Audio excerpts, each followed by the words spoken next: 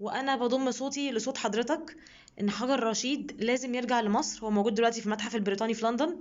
بتقولوا اللي يفرق في ايه ان احنا نثبت مين اللي ترجم الحجر؟ هم اخدوه ليه وسرقوه من عندنا ليه؟ مش عشان هم ادعوا ان هم اللي ترجموه، هم اللي فكوا رموز الحجر؟ مش هم ادعوا كده؟ طب لما نثبت ان ده مش حقيقي وان اللي حصل ده تزييف وكذب، وان اول ما ترجم الحجر هو مش شامبليون، ان هو شخص عربي عالم عربي، المهم ان هو مش شامبليون، ساعتها احنا نقدر نطلب واحنا بقلب جامد. لان هم مدعين، هم يعني هم بيتفضلوا علينا ان هم بيترجموا لنا حضارتنا. لا، يعني انتوا ما بتفضلوش علينا بحاجه، انتوا بتصدروا لنا تزييف.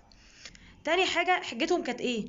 كانوا بيقولوا لنا انتوا ما بتحافظوش على الاثار بتاعتكم، الاثار بتاعتكم موجوده في المتاحف مبهدله ومهلهله.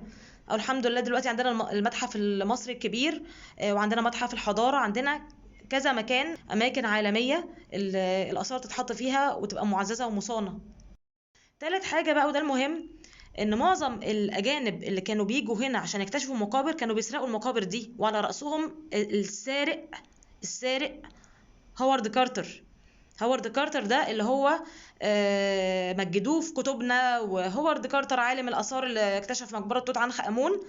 وما كانوش بيقولوا ان هوارد كارتر ده معاه حقيبة دبلوماسية. حقيبة دبلوماسية دي من سنة 1913 1900، يعني في اثناء الحرب العالميه الاولى كان معاه حقيبه دبلوماسيه داخل خارج بيها مصر، بيشيل اثارنا ويهربها لبره من غير ما حد يحاسبه. حقيبه دبلوماسيه دي يعني ما بيتفتش، واقروا في التاريخ وهتلاقوا الحقيقه دي.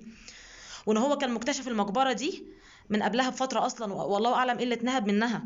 اضطر الاعلان الاكتشاف ده لان هم ضغطوا عليه.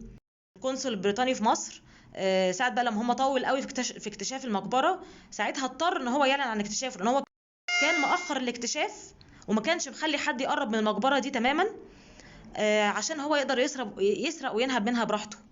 هوارد كارتر اللي عاملين يمجدوه في التاريخ ده اكبر سارق للحضاره المصريه، وزيه كتير.